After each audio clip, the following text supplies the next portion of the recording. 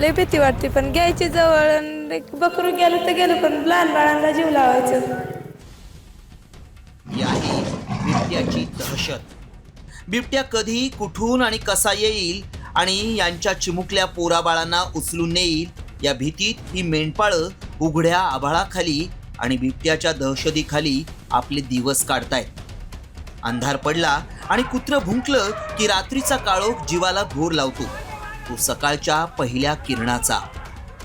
आम्हाला असं लय अशी कुत्री बित्री खायला लागली, मोकात असं ब्या वाटत, असं वाटत इकडून येते का तिकडून येते. मृत्यूपेक्षा मृत्यूची भीती जास्त भयानक असते आणि दररोज अंधार पडला की हीच भीती घेऊन रात्री जीव मुठीत घेऊन झोपावं लागतं. द्या वाटत दचकून उठायला लागत, बाळ रडायला लागलं का लगेच जागायला लागत, नाही तर मग घेऊन पोटात घेऊन बसायचं आपलं. शेत शिवारातच नाही तर बिबट्याच्या दहशतीनं गावागावात नागरिक जीव घेण्या भीतीच्या छायेत जगतायत. उत्तर पुणे जिल्ह्यातल्या गावखेड्यातल्या पायवाटा, शेतशिवार आणि रस्त्यावरती बिबट्याची दहशत आहे. शेतात काम करत असताना जीव मुठीत धरून शेतात काम करावं लागतं. शेतकरी वर्ग धास्तावलेला आहे. बिबट्यांची संख्या 2000हून पार गेलेली आहे. त्यामुळे शेतकरी वर्गाला या बिबट्याची अगदी ओळख झाली अशा पद्धतीची परिस्थिती आहे. पुणे जिल्ह्यातील शिरूर, आंबेगाव, जुन्नर तालुक्यात शेतात काम करायचं म्हटलं तर चोरांपेक्षा बिबट्याची भीती जास्त झालीये अशी भावना शेतकरी व्यक्त करतायत. शेतात काम करताना एकट्याने यायचंच नाही, 1-2 तिघ जण असतील तरच यायचं.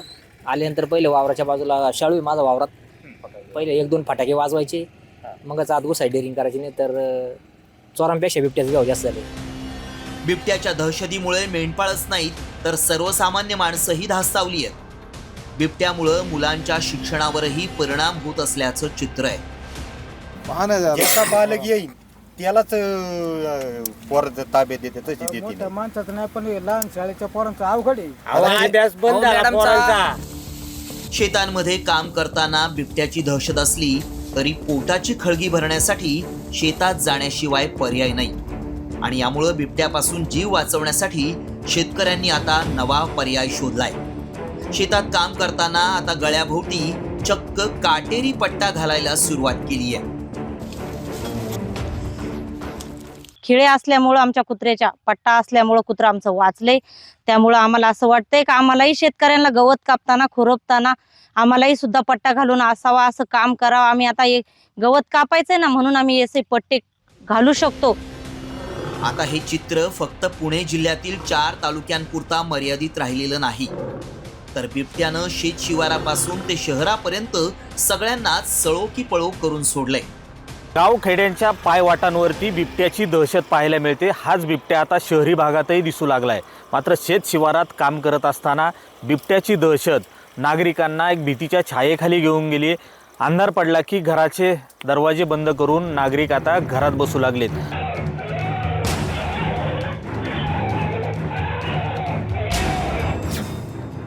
फक्त जुन्नर परिक्षेत्रातच 2000 पेक्षा जास्त बिबट्या आहेत. या बिबट्यांच्या हल्ल्यात 2024 मध्ये 20 तर यंदा तब्बल 68 जणांचा बळी गेलाय, तर 150 पेक्षा जास्त नागरिक जखमी झाले. एवढंच नाही तर वर्षभरात 1500 जनावरांचा मृत्यू झालाय. या बिबट्यांची पावलं आता मोठ्या शहरांकडे वळली आहेत. थेट पुणे, अहिल्यानगर, नाशिक, कोल्हापूर सारख्या शहरांमध्येही बिबट्यानं धुमाकूळ घातलाय. विशेष म्हणजे हिवाळी अधिवेशन सुरू असताना नागपूरमध्येही बिबट्यानं धडक दिली.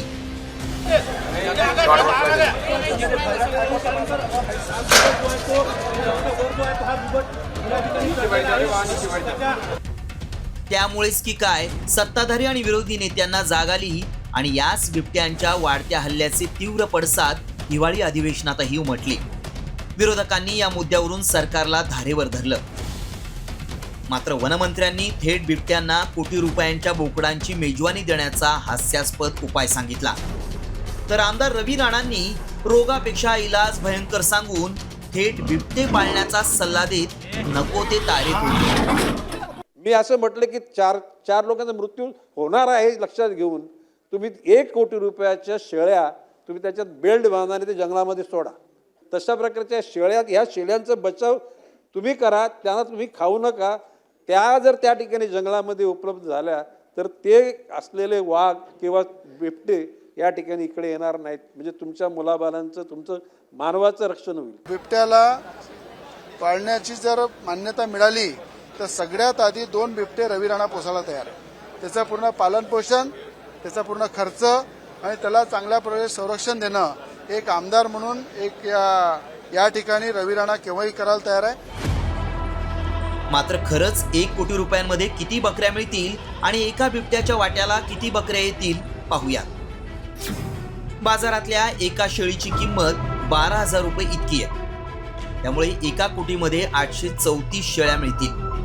मात्र राज्यात फक्त जुन्नर तालुक्यातच 2000 बिबटे आहेत. त्यामुळे 3 बिबट्यांच्या वाट्याला 1 शेळी येईल. एकंदरीतच आतापर्यंतचा टक्केवारीचा अनुभव पाहता या बिबट्यांपर्यंत किती बोकड पोहोचणार आणि बिबट्यांच्या मेजवानीवर वन खात्याचे अधिकारी आणि कर्मचारी ताव मारणार असा आरोपही काही नेत्यांनी केलाय. तर विरोधकांनी बिबट्याच्या मुद्द्यावर सरकारच्या क्षमतेवरच सवाल उपस्थित केलेत. ज्या सरकारला कुत्रे पकडता येत नाही ते बिबटे काय पकडणार, हा दुसरा प्रश्न त्यातून उद्भवतो. रवी राणांचं जे दृष्टिकोन आहे की बिबट्यांना पाळीव प्राण्याचा दर्जा द्या, त्यामुळं महाराष्ट्रातल्या सत्तारूढ पक्षाची दिवाळखोरी काय चालू आहे हे तुम्हाला त्यातनं लक्षात यायला हरकत नाही. गणेश नायकाला मानावं लागेल. आता तुम्ही शेळ्या सोडता तिकडे, म्हणजे त्याच्यातले सोडणार 1000, दाखवणार 1000, सोडणार 200, बाकीचे खाणार झाले. हे सगळे लाज वाटली पाहिजे ना, त्या आमदार खासदाराच्या घरात घुसला पाहिजे, मग यांना जाग येणार. एका बाजूला बिबट्याच्या मेजवानीचे बेत आखले जात असताना जुन्नर परिसरात बिबट्याच्या हल्ल्याची समस्या किती तीव्र झाली आहे याकडे लक्ष वेधण्यासाठी जुन्नरचे आमदार शरद सोनवणे चक्क बिबट्याच्या वेशातच विधान भवनात धडकले. लोकांचे बळी घेणाऱ्या बिबट्याच्या विषयाचं आमदारांनी गांभीर्य संपून टाकलं. त्यामुळे लोकांचा जीव टांगणीला लागलेला असताना बिबट्या अधिवेशनात चेष्टा आणि मस्करीचा विषय बनलाय. खरं तर बिबट्या आणि मानवाचा वाढता संघर्ष टाळण्यासाठी बिबट्यांच्या नसबंदीचा शास्त्रीय पर्याय पुढे आला.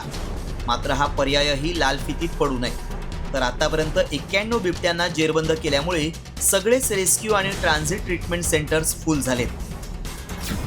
संजय गांधी राष्ट्रीय उद्यानात 25 बिबट्या आहेत, तर माणिकडोह बिबट्या निवारा केंद्रात 67, गोरेवाडा वन्यजीव रेस्क्यू सेंटर्समध्ये 30, तर ट्रान्झिट ट्रीटमेंट सेंटर्स नाशिकमध्ये 15 बिबट्या आहेत. एवढंच नाही तर एका बाजूला बिबट्यांसाठी 1 कोटींचे बकरे जंगलात सोडण्याचा दावा वनमंत्री करतायत, तर दुसरीकडे रेस्क्यू सेंटर्स मधल्या बिबट्यांच्या खाण्याची आबाळ होत असल्याचं चित्र आहे. त्यामुळे फक्त बड्या बड्या बाता मारण्यापेक्षा बिबट्यांचे हल्ले आणि हाल रोखण्यासाठी ठोस उपाययोजनांची गरज आहे. मात्र त्यासाठी कोणते उपाय करता येतील पाहूयात. बिबट्यानं गावात येऊ नये म्हणून गावाबाहेर बांबू किंवा काटेरी झाडांची लागवड करावी.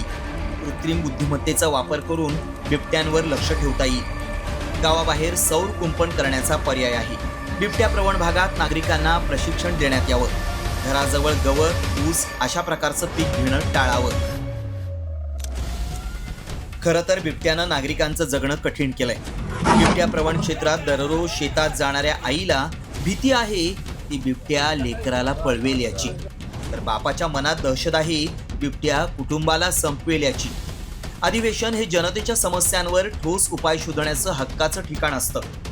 मात्र बिबट्यावर ठोस उपाय शोधण्याचं सोडून बिबट्या हा सत्ताधारी आणि विरोधकांसाठी केवळ मनोरंजनाचा विषय होता की काय अशी शंका यावी असं चित्र अधिवेशनात होतं. त्यामुळे यावर सरकार तातडीनं ठोस उपाय शोधणार की बिबट्यांमुळे असेच बळी जात राहणार हा सर्वात मोठा गंभीर प्रश्न आहे. रोहिदास गाडगेसह ब्युरो रिपोर्ट, साम टीव्ही न्यूज.